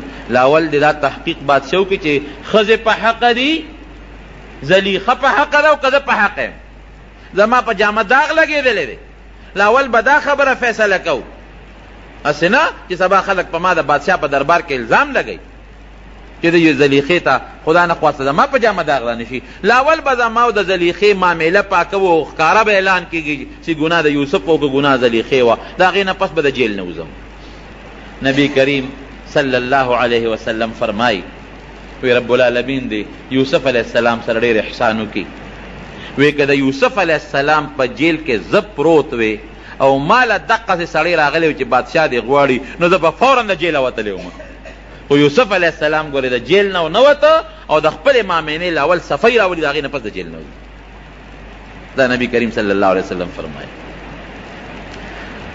هغه استازی لاړ بادشاه ته وایي چې سړی خو د جیله نه راځي ولې نه راځي چې د هغه او د زلیخې په منځ کې یو لانجه راغلی دی دوی په هغې کې جیل ته تللی دی او وایي چې لاول د زما او د زلیخې معامله پاکه شي نو د هغې نه پس به زه جیل نه وځم به خلک وایي چې دا ګناه جوړ د یوسف وه خو د خوب تعبیر یې وویسته نو ځکه خلاص شو نه نه چې معامله پاکه شي دې نه زموږ علما دا خبره معلوموي چې په یو انسان تهمت ولګي داسې خطرناک تهمت نو پکار دي چې د هغې صفۍ د خلکو په مخ کې راشي خبره به مجمله کې نه پرېږدي چې مجمله کې دې پرېښوده د خلکو زړه کې به هغه شکونه وي نه چې خبره بالکل پاکه شي نو ښه خبره ده نو یوسف علیه السلام خپله خبره پاکول غوښتل بادشاه ښځې راوغوښت د ټولو زلیخې هم کېنوله دغه وخت کې د زلیخې خاوند چې کوم خپل عزیز مصر هغه مړ شوی بوډا وزیرو مړ شوی زلیخې هم کېنوله او نورې ښځې هم راوغوښتې هغه ښځې چې څوک په هغه مجلس کې ناستې وې هم ټولې کېنولې او بادشاه ټولې مخامخ کېنولې وی وایه ټول د بادشاه وزیران او مشیران او د لوی افسران ناست دي زنانه ښځې هم ناستې دي ګناه د زلیخې وه او که ګناه د یوسف وه زلیخه پاسېده وی بادشاه سلامت ګناه زما یوسف بالکل پاک هیڅ غلطي په یوسف کې نشته دا ګناه ټوله زما وه غلطي ټوله زما وه بس زه په خپله غلطۍ ستومان او علما لیکي مفسرین چې زلیخه د هغه وخت نه چې یوسف علیه السلام جیل ته لاړ په عبادت الله ته پرېوته د الله نه یې معافي وغوښتله او هر وخت به رب العالمین ته جړل چې یا الله ستا ذات ډېر ښکلی دی چې یوسف غوندې ښکلی انسان تا پیدا کړی دی الله چې ته به څونه ښکلی رب العالمین ستا ښکلی ذات مې پرېښوده او چې کوم تا پیدا کړی ښکلی دی هغې پسې ګرځم واقعي چې د خشته ګلونو ته وګورئ د ښکلي بوټو ته وګورئ او د خشتو نښو ته وګورئ نو د رب العالمین لوی قدرت پرته معلومیږي دا د رب العالمین د قدرت نښې دي الله دا خو تا پیدا کړی دی یوسف دې دومره ښکلی دی نه الله ته به څومره ښکلی ستا څومره خشته ښکلی قدرت دی نه الله ستا حسن مې پرېښود ته مې پرېښود د انسان حسن پکې شو لویې توبې رب العالمین ته وویستله د الله ذات ته او بس د الله د ذات نه معافي وغوښتل او په عبادت به پرته و او الله ته به یې جړل هر وخت د رب العالمین په حضور کې به جلاګانې کولې او دغې وخت کې اقرار هم وکړه چې بالکل یوسف ته ګناه نشته ما ته مطالبه کړې ده او دا غلطي ما کړې ده یوسف علیه السلام ته یې وی چې بس صفۍ راله ټولو وزیرانو ته او اهل سلطنت ته او هغه زمانه کې چې کوم ذرایع ابلاغ وو هغې ټولو دا خبره خوره کړله چې غلطي د زلیخې وه اوس توبهګاره ده د یوسف علیه السلام غلطي نه وه د هغې نه پس یوسف علیه السلام راوویست د جیل چې راوویسته نو د هغه کمیس واغوسته کم کمیس چې د سره محفوظ پروت و ما درته تېره جمعه ویلي چې ابراهیم علیه السلام په غور کې و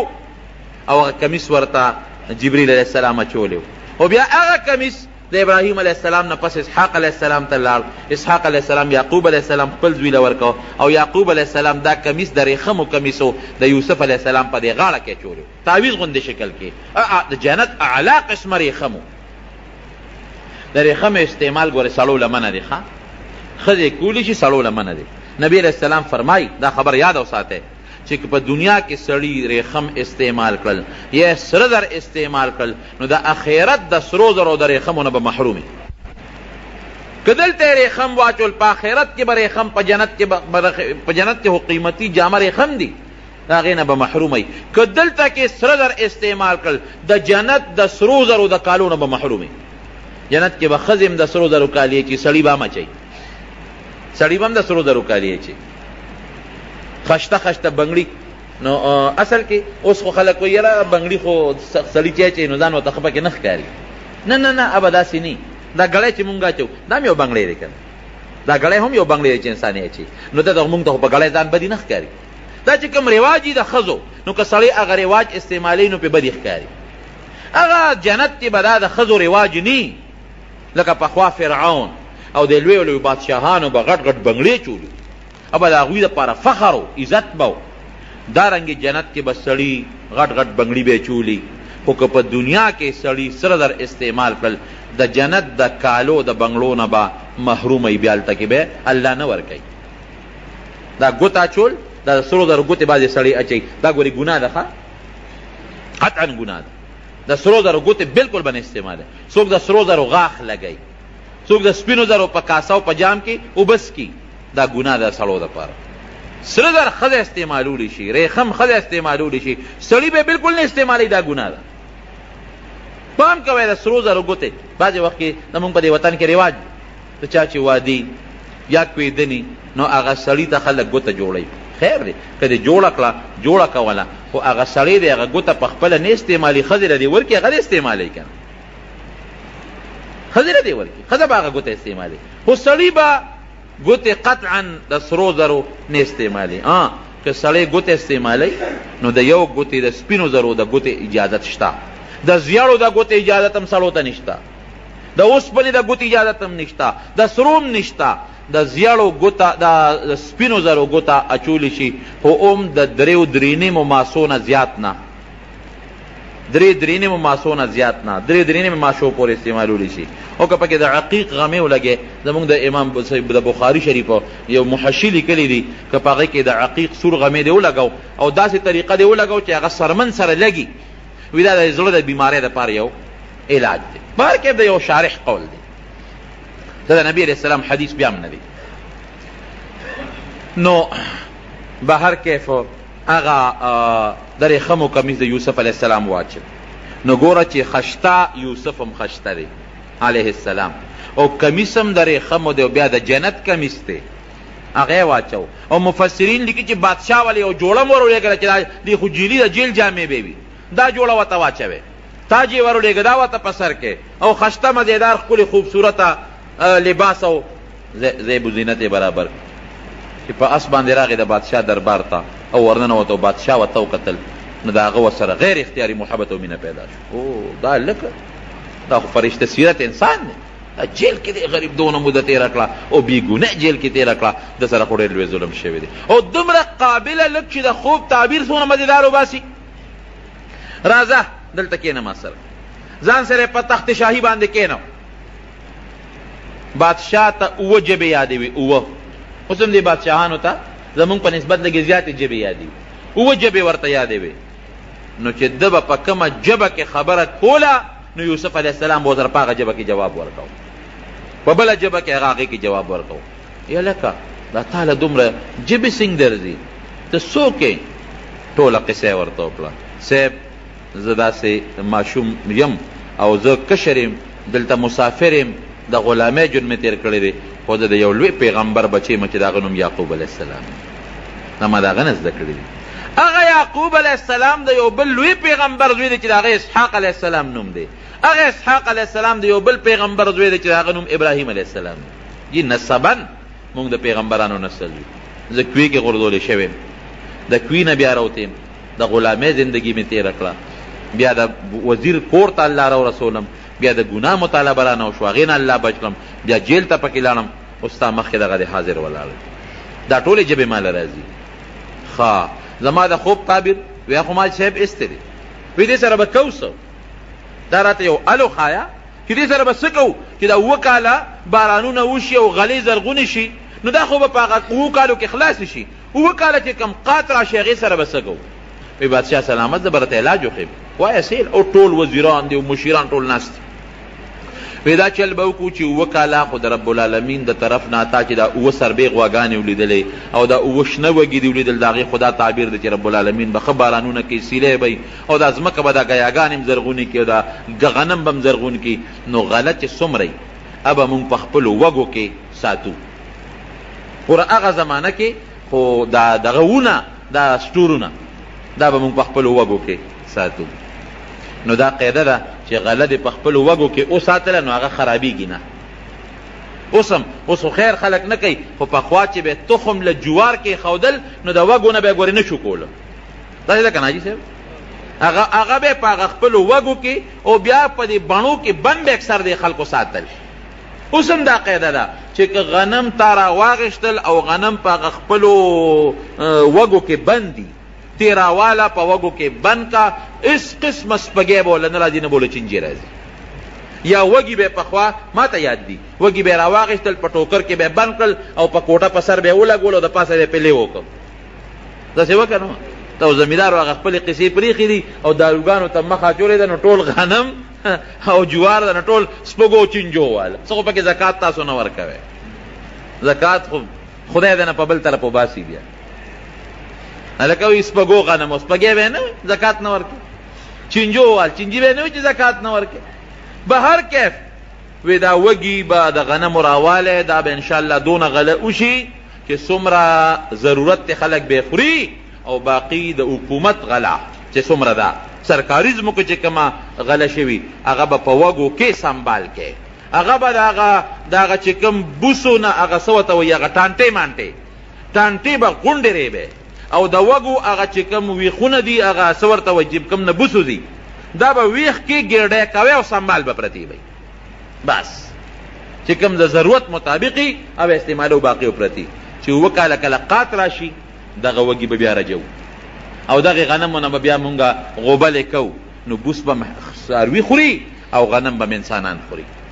7 کالو کې به مونږ دا غله به 7 کالو ته ساتو، د هغې نه پس به بیا 1 کال رب العالمین بارانونه کوي او ښه فراخي به راځي. دا مې دغه دی بادشاه ورته وایي داسې کار دی چې تا ځان سره مشیر مقرر و، یعنې بادشاهانو مشیران ځکه تا ډېره ښه مزېداره مشوره راکړه. یوسف علیه السلام ورته وایي نه مشیر مې مه مقرروه، اجعلني علی خزائن الارض، ما وزیر زراعت جوړ کا، وزیر خزانه نه. خزائن الارض د دې وزیر خزانه بعضې علما معنا کوي نه وزیر خزانه نه د ځمکې خزانې یعنې وزیر زراعت مې جوړ کا.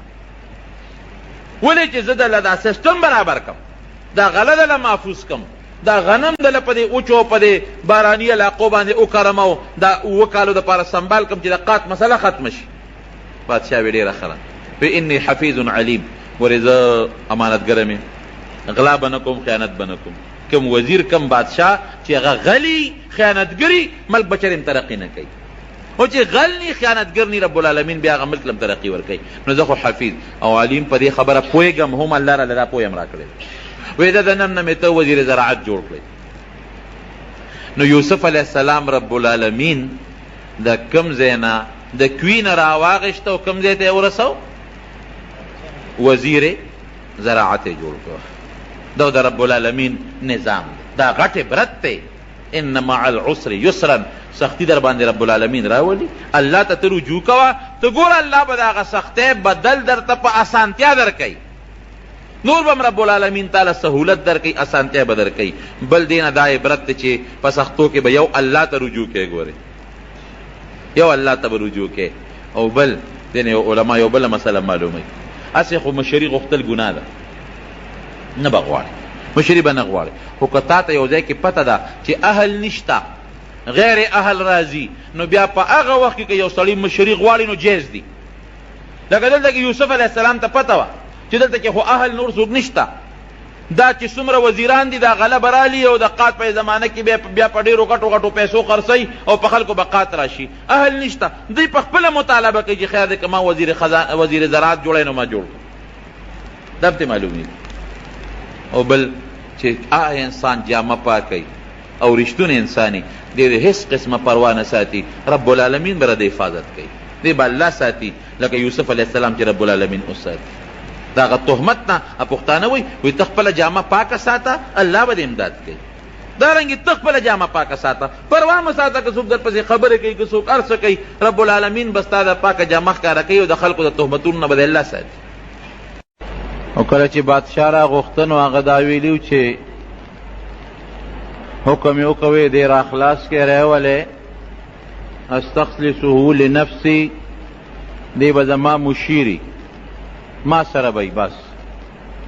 ځکه د یوسف علیه السلام علم او د هغه پویه او د هغه هوښیارتیا ورته معلومه شوه، دانایي ورته معلومه شوه، نو ځکه یې د ووی چې استخلصه لنفسي، ځان سره به ساتم، زما خاص مشیر به د مشورې خاون به. او بیا چې یوسف علیه السلام حسینم و جمیلم و ډېره خشته هغه کمیس یې مچولی و، کم کمیس چې حضرت ابراهیم علیه السلام ته په اور کې جبریل علیه السلام اغوستی و، د جنت کمیس و. او بیا په کوی کې جبریل علیه السلام د ده په غاړه کې واچو، ځکه پلار ده ته دا غاړه کې اچولی و، هغه یې چولی و جنتي کمیس او خوبصورته شخصیت. او بادشاهم هغه له جوړې ولېږلې په یو تخت باندې ځان سره کېنو، ټولو وزیرانو استقبال هم وکړو، الله وله عجیبه شکل هم ورکړی و مزېدار. د شکل خپل ځان له د انسان یو مخورستوبي د انسان، دا شکل د تور او د سپین سره تعلق نه لري. یا بعد انسان شرنګ نه توري لیکن هغه له الله داسې د مخ یو عزت ورکړي، خلک یې قدر کوي. نو دی خو خشته هم و. بادشاہ چې ته بیا تپوس وکړه او ده ولکه مشورې ورکړې، وی تا ځان سره مشیر کوم، وینا اجعلني على خزائن الارض انی حفیظ علیم، ما د خزانې د ځمکې خزانې یعنی د زراعت وزیر، یو خو عام وزیر خزانې نه، د ځمکې خزانه خو زراعت فصلونه دي. او د خوب تعبیر هم دغه طرف ته چې قات به راځي، نو زه ډېره حفاظت گزاره میم، حفاظت کوونکې میم، امانتګره میم، پوهېږم الله راله علم پوی هم را کړې ده، وی ډېره ښه ده. وزیر زراعت مقرر. دغه درمیان کې چې دی روت هغه عزیز مصر هم مړو، کم عزیز مصر چې دی ورسره مخکې د غلامۍ زندگی تیروله، او د هغه چې کومه ښځه و زلیخه چې د یوسف علیه السلام سره محبت و، هغه هم تقریبا د بوډاوالي عمر ته رسېدلې وه، بوډۍ وه. بیا بادشاہ ورته درخواست کی، دور منصور لیکلی دی، بادشاہ ورته درخواست وکړه چې یوسفه داسې وکړه چې دا زلیخه په نکاح واله خاوند یې مړ دی، تا سره ډېر زیات محبت او ډېره زیاته مینه وه در سره، او د هغې د هغه محبت او د مینې د وجې نه ته جیل ته هم لاړې، هغې اقرار هم وکړه چې غلطي زما وه، څه ګناه الله د هغې نه هم نه ده صادره کړې، هم الله د ګناه نه بچ کړه، کومه غټه ګناه چې ده، ته خو الله سې مو ساتلې. دا زما یو درخواست ومنه، د هغې زړه به لږ په قلار شي، او خاوند یې مړ دی په نکاح والا. یوسف علیه السلام دا هغه بادشاه هغه درخواست قبول کو او زلیخې سره بیا نکاح وکړله. نکاح نه پس عجیبه زندگی و. بیا یو ځل یوسف علیه السلام هغه د ښځې او د خاوند منځ کې چې کوم تعلقات یې هغې ته به زلیخې هېڅ توجه نه ورکوله، هېڅ قسمه. یو غاړه کې به ناسته و او نفل به یې کول، الله به یې یاده و، جړا به یې کوله.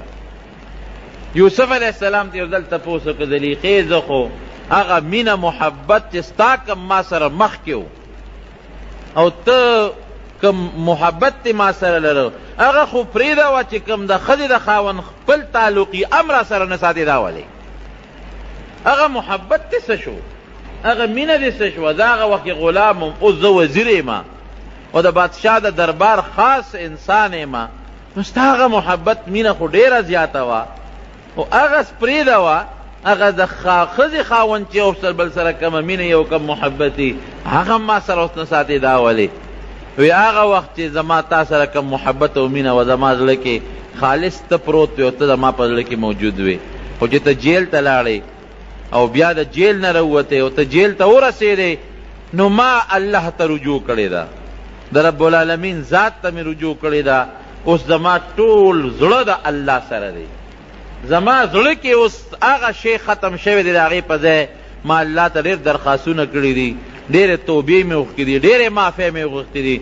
او ستا په ځای زما زړه کې الله ناست دی، د الله محبت ناست دی، هغه څیزونه زما د زړه نه وتي دي. ختمه ده هغه خبره. بیا الله تعالی دوه زامن د یوسف علیه السلام او د زلیخې نه پیدا کړل. یوه لور ته الله پیدا کړه، هغه لور بیا د ایوب علیه السلام په نکاح کې ایوب علیه السلام ته واده شوه. بهر کیفه چې دی کله واپس راغی او دی وزیر شو، 7 کاله چې کم خوب لیدلی شوی و د هغه خوب مطابق د فراخۍ کالونه شروع شو، ځمکې داسې غلې راوچتې کړې، غنمان زرغون شو. او هغه زمانه کې چې کومه د ځمکې سبزي وه یا د ځمکې غله وه، په ډېر وافر مقدار کې هغه خوب لیدلی شوی و ده چې 7 کاله به بارانونه مي، 7 کاله به غلې م زرغونې شي او د هغې نه پس به 7 کاله قحطي. نو د 7 کاله چې کم غله زرغونه شوه، حضرت یوسف علیه السلام ته خو الله علم ورکړی و، د هغې دپاره غټ غټ ګودامونه جوړ کړل فوراً، چې ورپسې ورته پته وه الله ښودلې وه د خوب نه چې 7 کاله قات به راځي. نو که دا غله مونږ اوس ختمه کړو 7 کاله او بیا څه کوو؟ هغه غله په غټو غټو ګودامونو کې په هغه وږو کې سنبال کړه. تېره جمعه مې تاسو ته ویلي چې وږي کې غله کېدې نه خرابېږي هم نه، هغه یې سنبال کړل او ټوله یې خوندي کړله. 7 کاله به چې خلکو خوړل او یې ساتل، او چې کم د حکومت ځمکه وه هغه ځمکه کې هم غلې وکرلې. که د خلکو نه به کومه غله وزګاره شوه، د خلکو په پټو کې هغه به هم د فوراً واغېشتله او ټول ګودامونه ډک شو. ورپسې 7 کاله قات راغی، 7 کاله چې کم قحط راغی، نو بیا به هغه غله یوسف علیه السلام د ضرورت مطابق خرڅوله. خلکو سره خپلې غلې هم نه وې، د ساتلې وه به یې خرڅوله ضرورت مطابق په پیسو باندې او دارنګې په نورو څیزونو باندې. نو د مصر چې څومره خزانه وه هغې د پیسو نه، د زرو نه، د سرو د سپینو نه بلکل ډکه کړه. او قات داسې و په 7 کاله کې چې د مصر نه بار په میلونو په سوونو میلونو باران بلکل بند و. د کله چې باران بند شي که نه، نو ګورې دا رزق که یو سړی وي چې زما ځمکه او زما پټی دی، بېشک دا ځمکه او پټی روزي زرغونی، خو د چا په حکم یې زرغونی؟ د الله په حکم. الله که باران بند که دا نیرونه به بیا نی ختمه وي. دا مونږ ونه لیدل څه زمانه مخکې دې نیرونو کې مو اوبه شوې، لږ غوندې یو میاشت باران بند شي نو بیا کویان هم اوبه وچکي، بیا درک ته اوبه نه لګي. دا خو د رب العالمین یو نظام دی، دا زمونږ ایمان دی او دا زمونږ عقیده ده چې روزي په دې ځمکه کې پرته ده، خو ګورې د الله په حکم. الله چې غواړي درکوي به که الله ونه غواړي ځمکه به دې مې، جایداد به دې مې، مال به دې مې، قات به در باندې راولي.